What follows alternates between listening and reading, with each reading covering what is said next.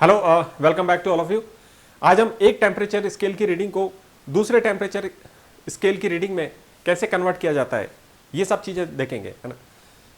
ऐसा करने के लिए हम या तो डायरेक्ट फॉर्मूले का इस्तेमाल कर सकते हैं या फिर बेसिक कंसेप्ट का इस्तेमाल करके कर सकते हैं, है ना। ओके, इसके बाद हम ये दो प्रॉब्लम सॉल्व करनी है। इसमें सेल्सियस और फ़ारेनहाइट इसको आपस में कन्वर्ट करना है, ठीक है। और इस क्वेश्चन में आपको एक कोई नया स्केल दे रखा है, आपको डब्ल्यू स्केल, और इसको सेल्सियस स्केल में कन्वर्ट करना है ना। तो ये दो क्वेश्चन है, ठीक है ना।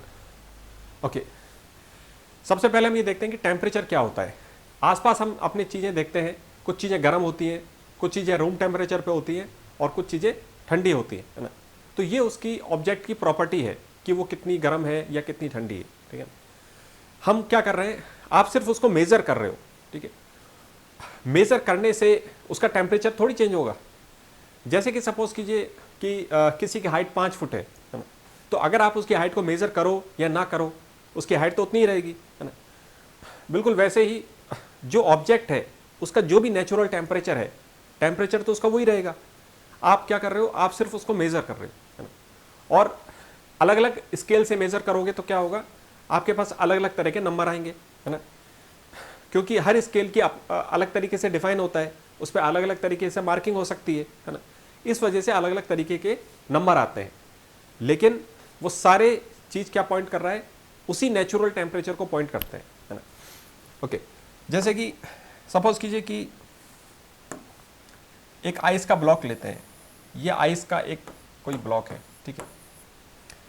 अब नेचुरल इसका जो टेम्परेचर है आइस का, हमको मालूम है कि आइस ठंडी होती है ना।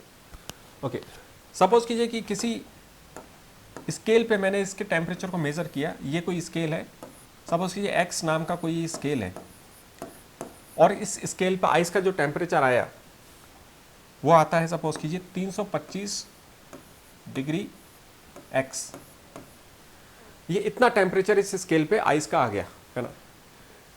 अब आप देखो, ये जो नंबर बढ़ गया है काफ़ी, है ना। तो इस नंबर की ज़्यादा होने से क्या आइस का टेम्परेचर चेंज हो जाएगा? नहीं होगा, है ना। आइस का तो टेम्परेचर वही रहेगा जो उसका नेचुरल टेम्परेचर है। तो ये जो नंबर है ये तो क्या है, सिर्फ इस पर्टिकुलर स्केल की रीडिंग है ना। क्योंकि ये स्केल हो सकता है कि इस तरीके से डिफाइन हो कि इसके नंबर अलग तरीके से आ रहे हैं इसके अंदर, लेकिन जो आइस का टेम्परेचर है वो तो वही रहेगा। तो इस नंबर से आइस का टेम्परेचर चेंज नहीं होगा। आइस का तो वही टेम्परेचर रहेगा जो उसका नेचुरल टेम्परेचर है। हम क्या कर रहे हैं, आप सिर्फ उसको इस स्केल से मेज़र कर रहे हो, ठीक है। अगर मैं इसको सेल्सियस स्केल से मेज़र करूंगा तो नंबर क्या आएगा, 0 डिग्री सेल्सियस, ठीक है ना। तो आपने देखा हर स्केल की रीडिंग उसके नंबर अलग अलग हो सकते हैं, लेकिन ये सारे नंबर एक ही नेचुरल स्टेट को रिप्रेजेंट कर रहे हैं। आइस का जो भी नेचुरल टेम्परेचर है वो है उसका, है ना।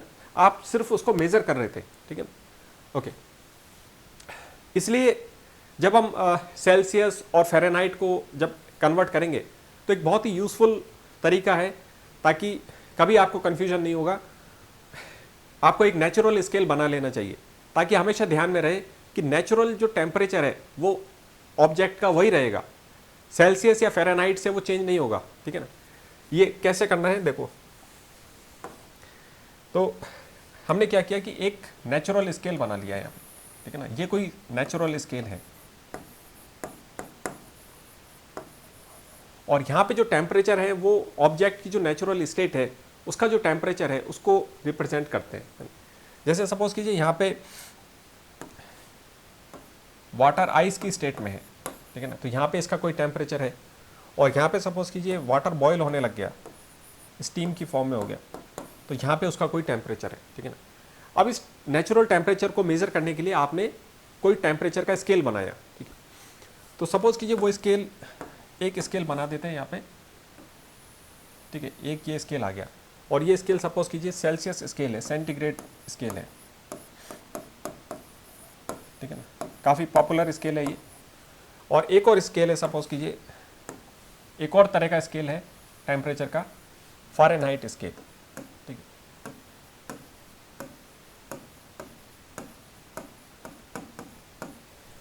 अब आप देखो, ये जो टेम्परेचर है ये तो वही रहेगा हमेशा, है ना। इसी टेम्परेचर को इस स्केल पे रीड करना है ना। तो इसी आपने ये लाइन बना दी और यहाँ पे ये टेम्परेचर आ गया, ठीक है। इस लाइन को और ऊपर ले जाते हैं तो यहाँ पे इस वाले स्केल पे ये वाला टेम्परेचर आ गया। अब आपने देखा कि सेल्सियस वाले जो सेंटीग्रेड वाला जो स्केल है, इस पे जो रीडिंग आ रही है वो कितनी आ रही है, 0 डिग्री सेल्सियस, ठीक है ना। तो आइस की रीडिंग इस स्केल पे आई 0 डिग्री सेल्सियस, और फ़ारेनहाइट स्केल पे आती है, यही टेम्परेचर की रीडिंग आती है 32 डिग्री फ़ारेनहाइट, ठीक। आपने देखा टेम्परेचर वही है लेकिन इसकी रीडिंग अलग अलग स्केल पे उसके हिसाब से आ रही है, ठीक है। और यहाँ पे ये जो टेम्परेचर है बॉयल वाला, नेचुरल टेम्परेचर तो ये है, इसको मैं अगर इस पे सेल्सियस पे रीड करता हूँ तो ये आ जाता है टेम्परेचर, और फ़ारेनहाइट के स्केल पे रिप्रेजेंट करता हूँ तो ये वाला नंबर आ जाएगा, है ना। तो सेल्सियस स्केल पे इसकी रीडिंग कितनी आ गई, 100 डिग्री सेल्सियस, और फ़ारेनहाइट पे इसकी रीडिंग आ गई 212 डिग्री फ़ारेनहाइट, ठीक है। ओके, टेम्परेचर वही है ना, लेकिन उसके नंबर अलग अलग तरीके से आ रहे हैं क्योंकि हर स्केल की अपनी अलग अलग मार्किंग्स होती हैं, ठीक है ना। तो इस डायग्राम से आप देखोगे कि कभी कोई कंफ्यूजन नहीं आएगा क्योंकि आपने नीचे नेचुरल स्केल बना लिया। आपको हमेशा ये याद दिलाने के लिए कि जो टेम्परेचर है वो एक्चुअल में ये है और इसको हम मेजर कर रहे हैं, ठीक है ना। ओके, अब आप देखो कि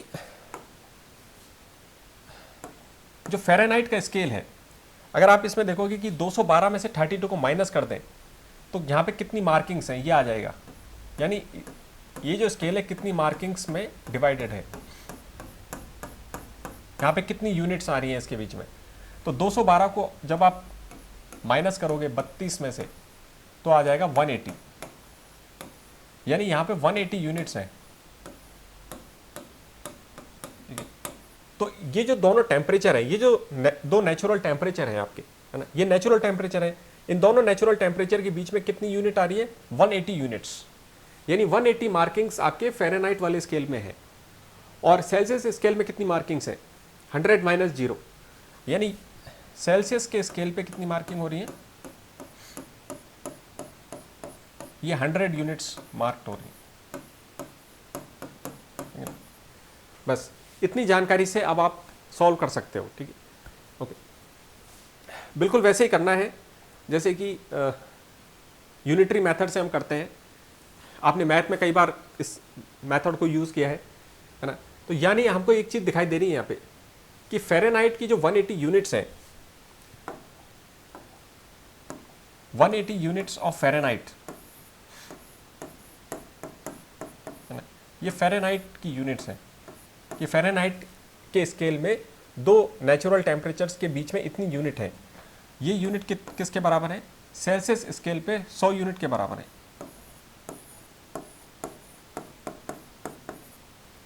है ना। ये सेल्सियस स्केल पे जो 100 यूनिट है और फ़ारेनहाइट में 180 यूनिट आ रही है। तो इस रिलेशन से हम सॉल्व कर सकते हैं, ठीक है। तो जैसे कि हम यूनिटरी मेथड से निकालते हैं कि 180 यूनिट्स 100 यूनिट्स के बराबर है ना। ये सेल्सियस स्केल की है, तो 1 जो यूनिट है फ़ारेनहाइट वाले स्केल पे, जो 1 यूनिट की जो साइज है, उस यूनिट की जो साइज है वो कितनी के बराबर हो गई, 100/180, ठीक है ना। ओके, तो इस तरीके से आप इस तरह के सारे क्वेश्चन सॉल्व कर सकते हो। आपको किसी फॉर्मूले की ज़रूरत नहीं पड़ेगी, है ना। और ऐसा करने से फ़ायदा ये रहता है कि आपको कॉन्सेप्चुअल कंट्रोल रहता है क्वेश्चन पे। एग्जामिनर चाहे किसी भी लैंग्वेज में क्वेश्चन को फ्रेम करे, क्योंकि आपको वो बेसिक कंसेप्ट मालूम है कि नेचुरल टेम्परेचर क्या होता है और ये सेल्सियस और फ़ारेनहाइट, ये तो सिर्फ उसको मेज़र करने के लिए है। तो आपका जो कंसेप्ट है बिल्कुल क्लियर रहता है और उसको आप कैसे भी सॉल्व कर सकते हो, ठीक है। ये फ़ायदा रहता है। इसके अलावा एग्जामिनर आप चाहे कोई सा भी नया स्केल इंट्रोड्यूस करे, आप उसको इसी बेसिक कंसेप्ट से सॉल्व कर सकते हो, ठीक है। ओके, तो पहला क्वेश्चन देखते हैं। इस क्वेश्चन में लिखा हुआ है कि a centigrade and a Fahrenheit thermometer are dipped in a boiling water, है ना। तो बॉइलिंग वाटर में आपने दोनों तरह के स्केल जो टेम्परेचर स्केल्स हैं उनको डिप किया है। तो यहाँ पे हमारा नेचुरल टेम्परेचर क्या दे रखा है आपको, बॉइलिंग वाटर, और बॉइलिंग वाटर का जो भी नेचुरल टेम्परेचर है वो है ना। ओके, अब क्या होता है कि वो पानी धीरे धीरे ठंडा होता है। The water temperature is lowered until the Fahrenheit thermometer registers 140 degree. तो ये जो नंबर है 140 डिग्री, ये फ़ारेनहाइट के स्केल पे आ जाता है ना। पहले तो वाटर बॉयल था, अब धीरे धीरे से पानी जब ठंडा होता गया तो हमने देखा कि फ़ारेनहाइट के थर्मामीटर में 140 डिग्री दिखा रहा है ना। तो आपको क्या बताना है कि what is the fall in temperature as registered by the centigrade thermometer. ठीक है, तो सेंटीग्रेड वाला जो थर्मामीटर है उसके अंदर कितना टेम्परेचर फॉल हुआ, ठीक है ना, ये निकालना है ना।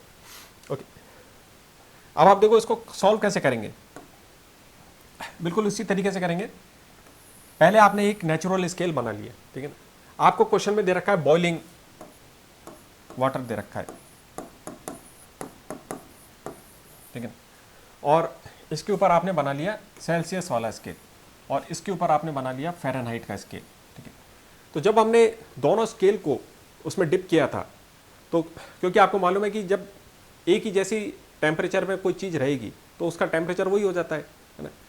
तो सेल्सियस जो स्केल है वो कितना शो करेगा, देखो ये जो नेचुरल टेम्परेचर था ये सेल्सियस पे कितना शो कर रहा है और फ़ारेनहाइट पे कितना शो कर रहा है, ठीक है। सेल्सियस पे आ जाएगा ये 100 डिग्री सेल्सियस, और फ़ारेनहाइट पे आ जाएगा 212 डिग्री सेल्सियस, ठीक है। अब क्या हुआ, आपकी पानी ठंडा हो गया है ना, पानी ठंडा होता गया, और सपोज कि यहाँ पे उसका टेम्परेचर आ गया। आफ्टर सम टाइम पानी ठंडा होने के बाद उसका टेम्परेचर, नेचुरल टेम्परेचर यहाँ आ जाता है। और क्वेश्चन में आपको दे रखा है कि ये जो नेचुरल टेम्परेचर है इसकी जो रीडिंग है वो सेल्सियस पे कितनी आई ये पता करना है, और फ़ारेनहाइट पे कितनी आई है ना। फ़ारेनहाइट पे जो फ़ारेनहाइट वाला जो थर्मामीटर है उस पर कितना वो शो कर रहा है, 140 डिग्री शो कर रहा है, 140 डिग्री फ़ारेनहाइट, ठीक है ना, ये फ़ारेनहाइट है। ओके, तो ये आपको क्वेश्चन में जानकारी दे रखी थी कि जब वो बॉइलिंग वाटर ठंडा होकर के उसका टेम्परेचर जब कम होता है तो फ़ारेनहाइट वाले स्केल पे रीडिंग ये आ रही है 140 डिग्री। तो हमको कौन सी रीडिंग बतानी है, ये सेल्सियस वाली रीडिंग बतानी है। आप यहाँ पे कितनी रीडिंग आई, ठीक है। ओके, अब आप यहाँ पे देखो कि फ़ारेनहाइट का जो टेम्परेचर वो कितना फॉल हो रहा है, यहाँ पे कितना टेम्परेचर फॉल हो गया, यहाँ से ये कितना फॉल हो गया टेम्परेचर। पहले 212 था और अब 140 हो गया, तो 212 में से आप माइनस कर दोगे, है ना, 212 में से आप माइनस कर दोगे 140 को, तो कितना आ जाएगा 60, है ना, 60 और फिर 12 यानी 72। तो 72 डिग्री का फॉल हो गया, 72 यूनिट्स फॉल हो गए, है ना। आप देखो किस तरीके से आपने निकाला है, 212 की रीडिंग थी पहले और फिर 140 की रीडिंग आ गई, तो कितना टेम्परेचर फॉल हो गया। 212 में से आपने 140 माइनस कर दिया तो कितना आ गया, 60 + 12 यानी 72 आ गया, ठीक है।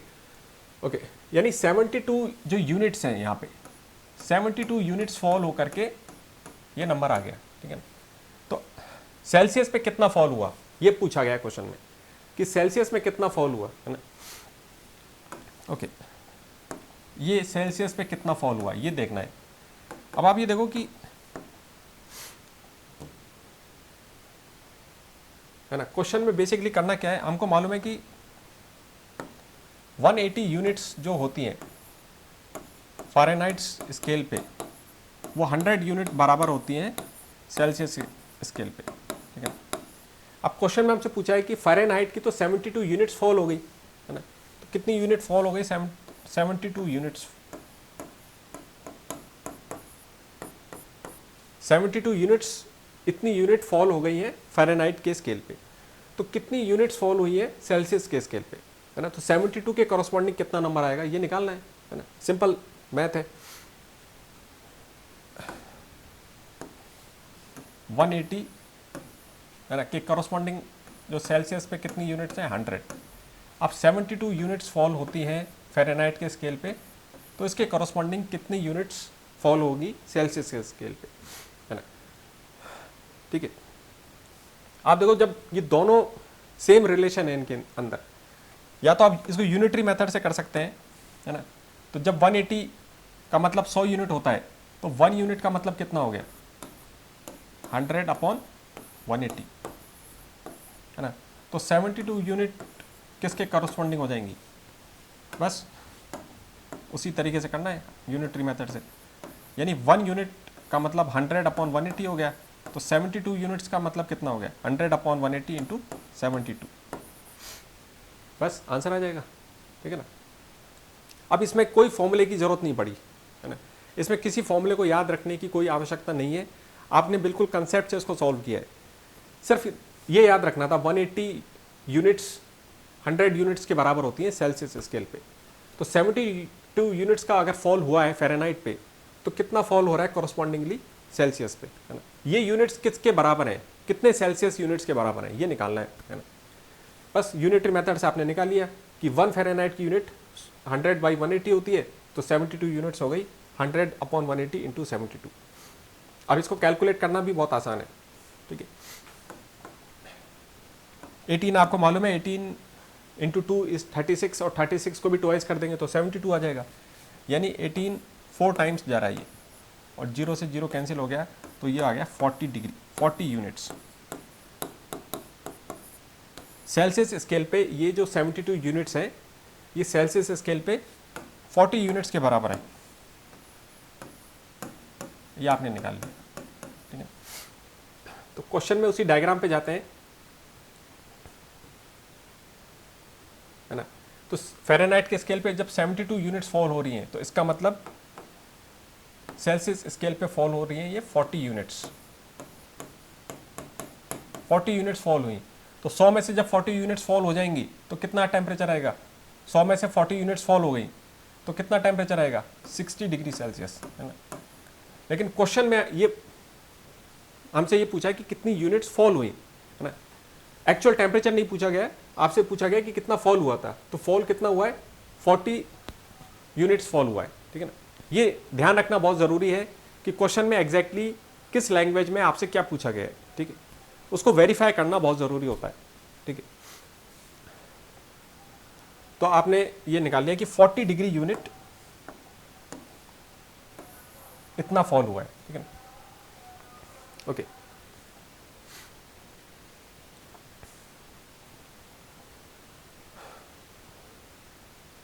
अब इसी यूनिटरी मेथड से आप किसी भी तरह के स्केल को सॉल्व कर सकते हो, ठीक है। आपको सिर्फ ये ध्यान रखना होता है कि हर स्केल में किस उसकी जो टोटल यूनिट्स हैं वो दूसरे स्केल के यूनिट्स के कितने के बराबर है ना, ओके।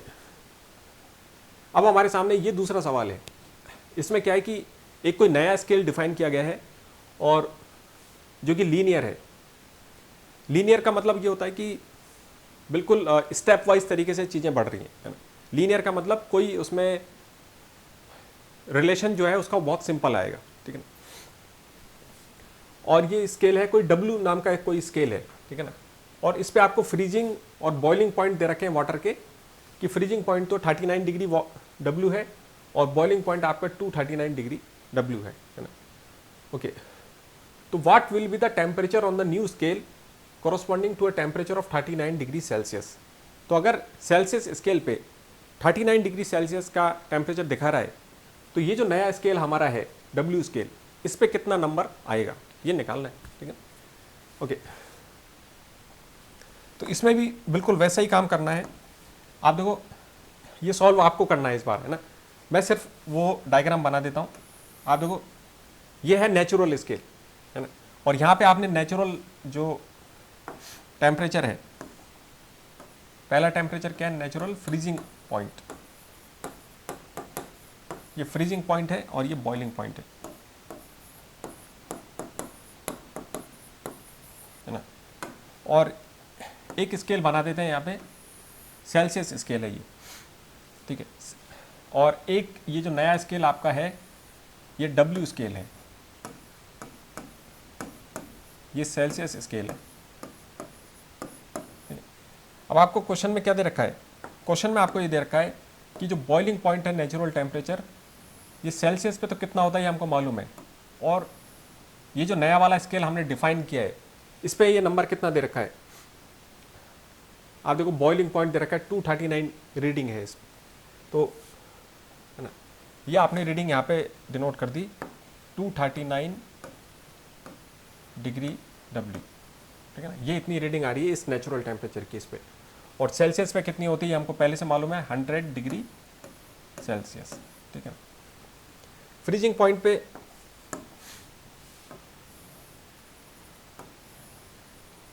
है ना, ये टेम्परेचर हमको फ्रीजिंग पॉइंट पे नए वाले स्केल पे दे रखा है 39 डिग्री डब्ल्यू, ठीक है, ओके। और यहाँ पे कितना होता है सेल्सियस स्केल पे, ये हमको सबको मालूम है 0 डिग्री सेल्सियस, है ना। अब क्वेश्चन में हमसे क्या पूछा गया है कि कोई सेल्सियस स्केल पे टेम्परेचर 39 डिग्री सेल्सियस का टेम्परेचर है ना, कोई हो सकता है यहाँ पे कोई नेचुरल टेम्परेचर है यहाँ पे, और इसकी जो रीडिंग है ये यहाँ पे सेल्सियस स्केल पे आ रही है 39 डिग्री सेल्सियस। तो ये रीडिंग अगर इसी रीडिंग को आगे चल के अपन यहाँ पे डिनोट करते हैं तो यहाँ पे कौन सा नंबर आएगा ये पता करना है, ठीक है, ओके। अब आप देखो कि इसको इसी डायग्राम से इजीली कैसे सॉल्व किया जा सकता है। सबसे पहला स्टेप क्या करना है आपको, सबसे पहला स्टेप आपको ये देखना है कि ये जो दो नेचुरल टेम्परेचर है और इसमें ये जो नंबर आ रहे हैं इनके बीच में कितनी यूनिट है, यानी जो नया वाला जो स्केल है इस पर कितनी यूनिट्स आ रही हैं इस पर आप निकालो कितनी यूनिट्स आ रही हैं। 239 में से 39 को माइनस कर देंगे तो कितना आएगा, 200 यूनिट्स आ जाएगा, यानी इन दोनों टेम्परेचर के बीच में कितनी यूनिट्स है, 200 यूनिट्स, ठीक है ना। और सेल्सियस स्केल में कितनी यूनिट होती है दोनों टेम्परेचर के बीच में, 100 यूनिट्स, ठीक है ना। बस इससे ही आ जाएगा। आपको बस क्या देखना है, देखो कौन कौन से दो टेम्परेचर की बात हो रही है यहाँ पे, एक तो ये है 0 डिग्री का और ये 39 डिग्री का, और इस पे ये दोनों टेम्परेचर, तो ये वाला टेम्परेचर निकालना है आपको, ठीक है। इसी डायग्राम से सॉल्व हो जाएगा, ठीक है, ओके। आप इसको ट्राई करो इसी इंट्यूटिव तरीके से, बिल्कुल कंसेप्ट से सॉल्व करोगे तो नॉलेज बहुत ही इंट्यूटिव हो जाएगी, ठीक है, ओके। एक बार इसको ट्राई करो, फिर बहुत ही आसानी से सॉल्व हो रहा है ये, कोई फॉर्मूले की जरूरत नहीं है, ठीक है।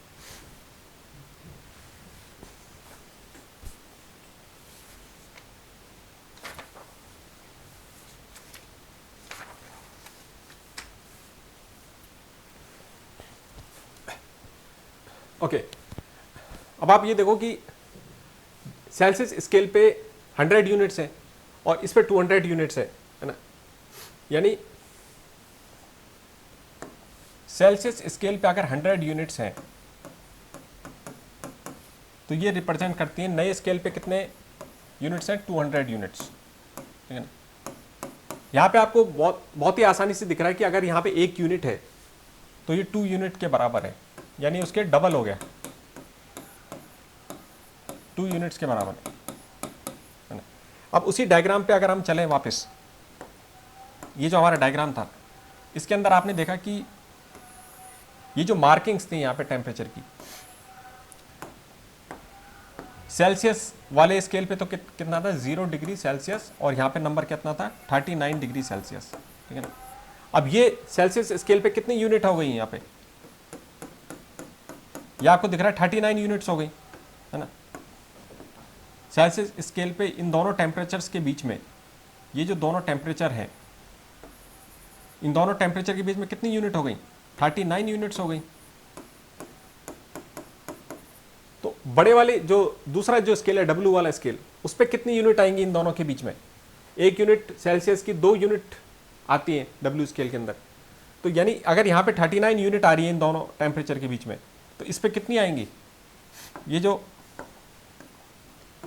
टेम्परेचर, एक टेम्परेचर ये है और ये है, ये W वाला स्केल है ना। तो अगर यहाँ पे 39 यूनिट्स हैं तो यहाँ पे कितनी यूनिट आएंगी, इसका डबल हो जाएगा, तो 39 का डबल कितना होता है 78, यानी 78 यूनिट्स हैं यहाँ पे,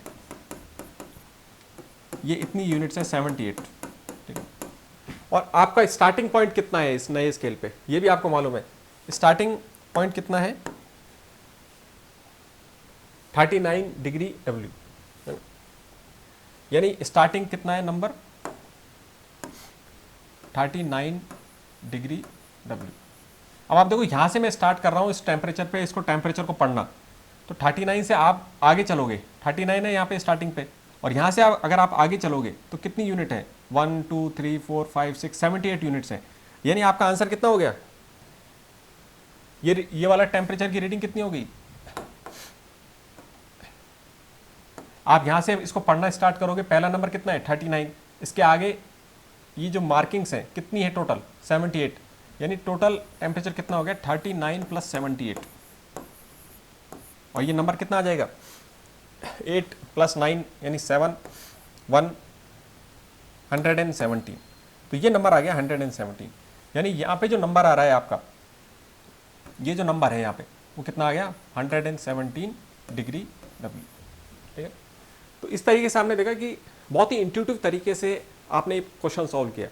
एग्जाम में ये सब बनाने की जरूरत नहीं है, क्योंकि ये आप मेंटल अपने माइंड में ये पिक्चर बना सकते हो, ठीक है।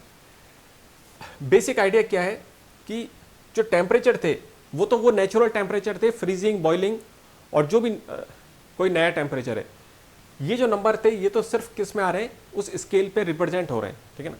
और इनके बीच में जो टेम्परेचर है वो वही है ना। तो आपको बस ये देखना होता है कि एक स्केल पे कितनी यूनिट्स हैं और दूसरे स्केल पे वही यूनिट कितनी यूनिट्स आ रही हैं उसके अंदर, ठीक है ना। ये आपको उस रिलेशन से मालूम चल जाएगा, ठीक है ना। ओके, तो इस तरीके से आप इसको इंट्यूटिवली सॉल्व कर सकते हो उन क्वेश्चन को, किसी फॉर्मूले की आवश्यकता नहीं है। आपको घर से कोई फॉर्मूला याद करके जाने की ज़रूरत नहीं है, क्योंकि कई फॉर्मूले ऐसे होते हैं कि फ़ारेनहाइट को सेल्सियस में करने के लिए एक अलग फॉर्मूला, फिर सेल्सियस को फ़ारेनहाइट में करने के लिए एक अलग आ जाएगा, है ना। एग्जामिनर तो क्या करेगा, एक बिल्कुल ही नए तरह का स्केल दे देगा, है ना। तो वहाँ पे आप कौन हेल्प करेगा, बिल्कुल जो बेसिक कंसेप्ट है, जो बेसिक कंसेप्ट आपने समझा है उससे आप सॉल्व कर सकते हो, ठीक है। ओके, इस मेथड की आप प्रैक्टिस करोगे तो आपको ये बहुत अच्छा लगेगा, है ना, क्योंकि इसमें बिल्कुल ग्राफिकल तरीके से हो जाएगा, ठीक है। ओके, तो हमारा आंसर कितना हो गया 117 डिग्री, 39 डिग्री सेल्सियस को उस स्केल पे ये रीडिंग आएगी।